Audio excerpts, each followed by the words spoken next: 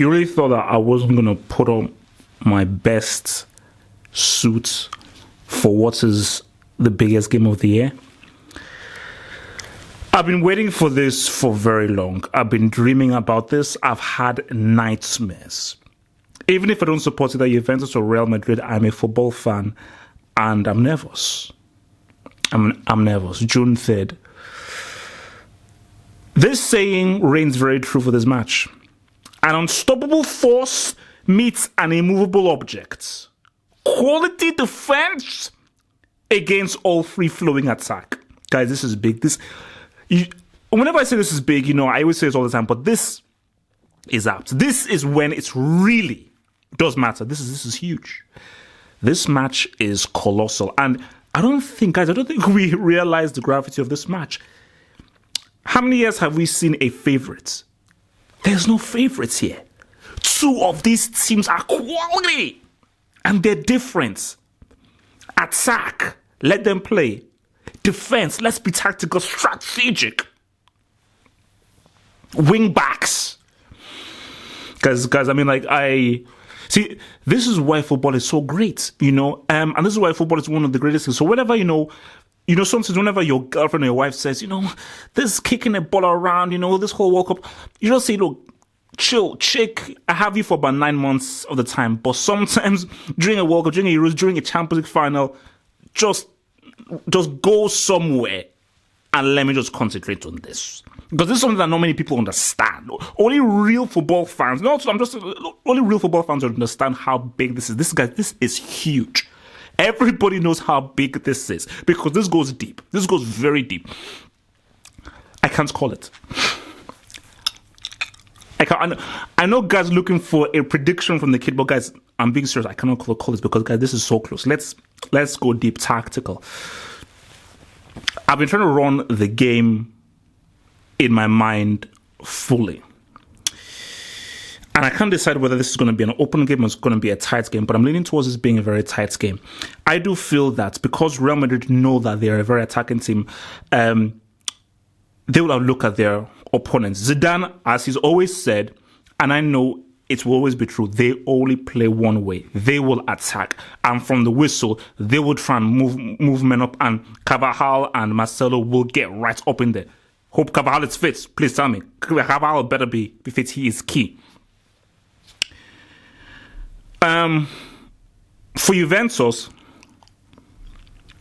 they will obviously feel confidence.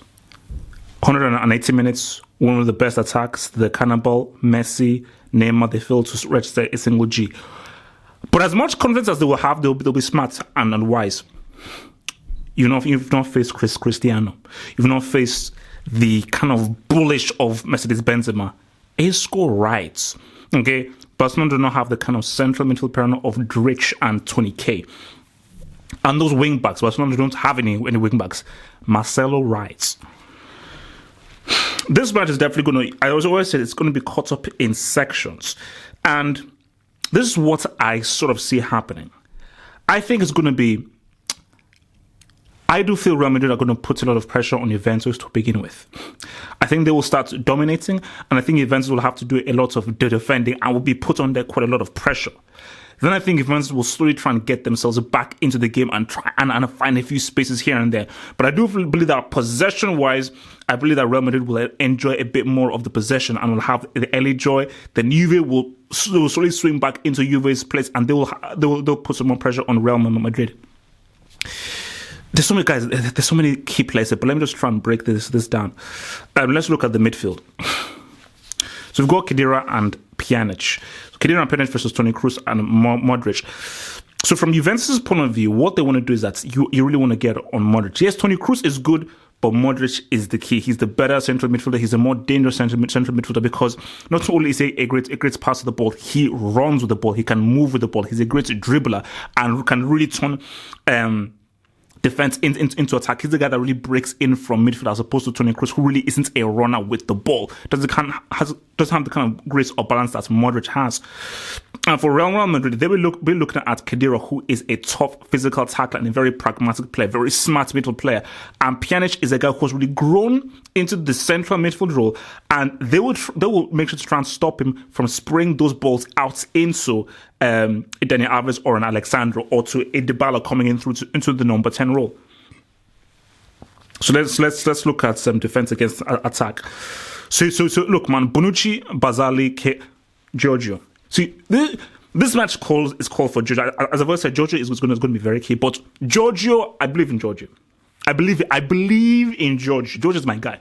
But Giorgio, you're going to go up against Cristiano. He's a goal machine. Not only that, he's the kind of guy who's very sensitive, and you have to be at your utmost concentration. A lapse in concentration, he scores.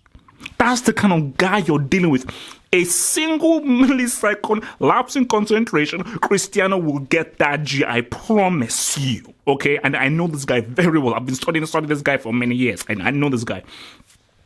So it's going to have to be about what they did against Barcelona, but to the nth degree. Even if you're not getting any threats, this, watching. Don't ball watch, watching.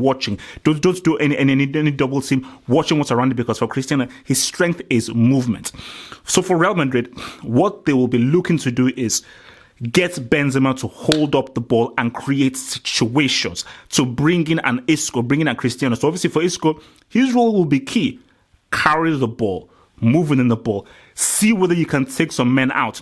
Even if you can't, keep hustling. Pass the ball, keep the ball, but try to create situations by your footballing IQ. Because I think that will be saying to Isco, man, create through balls, move, get Benzema into the game. If Benzema is there, when Benzema make that run, let Isco try and find you in through the middle. But for Isco, if you have the ball, look out wide.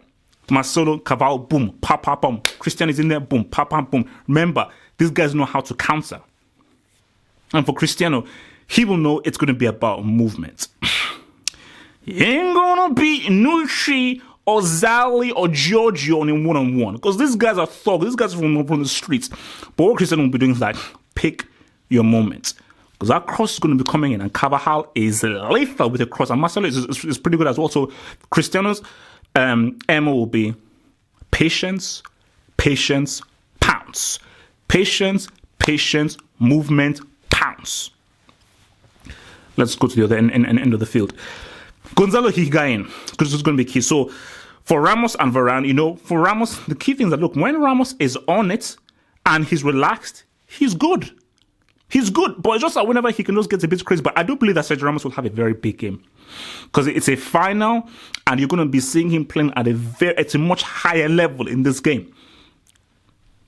So I think for Ramos, his key thing is for Higuain likes the through ball. So because really, as opposed to Benzema, Higuain is a guy who can really run in behind you. He's a guy who can hold the ball up, but turn and shoot. So there's much more mobility, and there's a greater striking threat from a Higuain than there is from a Benzema. Dybala. Now this is the tricky dude, because this is the dude who's that number 10, which, remember, Real Madrid do not have a number 10. Isco's really playing out wide. He'll drift him, but playing out wide. Dybala's position is that number 10, a crucial role. 2010 was his Snyder, what's up? So it will be very important for Sergio Ramos and for Varane to be smart. Casemiro is critical. I believe Casemiro's role will be to watch Dybala. Yes, see what Khedira and Pjanic will be doing, but his main role is nullify Dybala. Mark him out of the game. Watch him. Do not allow him to get any influence in this match. That's what his main directive will be to do. Let's go about wing backs. One of the most fascinating things will be Dani Alves against Marcelo. Who will win out? Who will come trumps? Trump. For me, I feel that Marcelo is one of my favorite players in the world. But as good as Marcelo is going forward, he's susceptible to defensively, and that is where Eve can get a lot of joy. Whereas for Dani Alves is great going forward. He also understands his defensive details. I believe that Dani Alves is a better. Marcelo is a better footballer. Dani Alves is the better wing back and I'm thinking because he really understands getting the balance right between defense and attack. That's going to be very fascinating. And I think Daniel Alves is going to be critical because if Marcelo comes out, he loses the ball high up. That ball comes into Pjanic, and Daniel Alves is running in free. Daniel Alves can cause some serious damage out of there because once he's going in there, that's going to be a Casemiro or even worse, a Ramos who will have to go out wide, leave his position and try to stop a Daniel Alves. And if he doesn't, that leaves a lot of space for Higuain and possibly a marauding Pjanic or a Khedira coming in through for a cutback. Carvalho is going to be careful. Alexandro. I feel like Carvalho and Alexandro, that's going to be very fascinating. And hopefully that's Carvalho. See, that's the funny thing. Guys, this is why this match is so huge. I think Carvajal has the one-up over Alexandro, but I feel Daniel Alves has the one-up over Marcelo. It's going to be interesting to see how that what works out. Guys, this is huge. What about the keepers? For Navas, he's been vilified. They want to replace this guy. They keep on wanting to replace this guy, but this guy has always an amazing save in him. There's a mistake in him here and there, but there's always an amazing save in him, and I do believe that he will be required to make an amazing save. And what about Gianluigi Buffon? He's old, he's done, but Buffon always comes up with that save just to remind people that, hey, I may be old, I'm not done yet.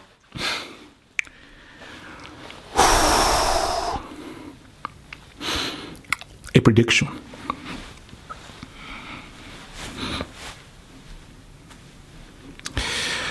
This is tough. Guys, this is one of the hardest pre-matches I've had to call. Because it's... Here it is. I grew up watching Buffon. I can't remember a time where I did not remember watching Buffon. Ever since his Parma days with Enrico Chiesa, Hernan Crespo, and so forth, Lilian Thuram, I've always known of Buffon when I was a young boy, 5, 6 years old, watching Serie A football back in Nigeria. Buffon has been through me. So to see Buffon lift up that trophy, for me personally, growing up watching him and seeing him play throughout as long as I've known playing football, as long as I've been alive knowing football, Buffon has been around. So it would actually be incredible seeing him at his age, at 39-40, picking up that trophy. The narrative says it's Juventus. They've never won the treble. It's Buffon's time. The way that they've been playing. They were so close in 2015. This is for them to finally do it, to finally get over that hump. The narrative is there. But the narrative was there for Atletico Madrid back in 2015. Back again. Could they do it? Sorry, in 2016 or rather. 2016, Atletico Madrid, the narrative coming back after that heartbreaking loss in 2014 to come and finally do what was right for them. And who stopped that narrative? Real Madrid are ruthless. They don't care about narratives. Do you know what Zidane said after they won La Liga? Normally, no, La Liga, this is a long time, since 2012, let us celebrate. Zidane said, no, okay, we'll celebrate, but that's done. It's about the Champions League next. These guys are, Zidane is building killers. They're ruthless. They don't care about narratives. They don't care if you cry. These guys, they want this trophy. Cristiano is desperate for this trophy. Yes, if Juventus winning first ever treble, Buffon and winning that trophy, so many people want him to win that trophy. Casillas coming out and saying, look, it'd be so amazing if he won the trophy. Pirlo as well. History. Real Madrid want to be the first of the Champions League era to complete history. They are just as motivated as Juventus. Okay, don't get it twisted. They both have a damn motivation to get this damn trophy, which is why this match is going to be so fucking huge. They both want it. That's why Cristiano wants this. When that anthem plays, just look at the eyes of everybody. I can't wait. June 3rd. Do you know what is so sad? When the match finishes, what do I do with my life? So I told guys, I live for this. Okay, football is in my veins. I live for this. What happens after the match? How do I live life? How do I do it? We'll cross a bridge when we get there. Prediction. They know how to win a final. They've done it twice. They know what it takes. My heart says Juventus. Nothing would be greater than to seeing Buffon lift up that trophy. It would be one of the most amazing things, emotional things, seeing Buffon lift up that trophy. A guy who has given so much to the game, one of the great careers of all time. But listen, how about being nice? It's about being real. This is a results business. 1-1. Penalties. 5-4. Real Madrid.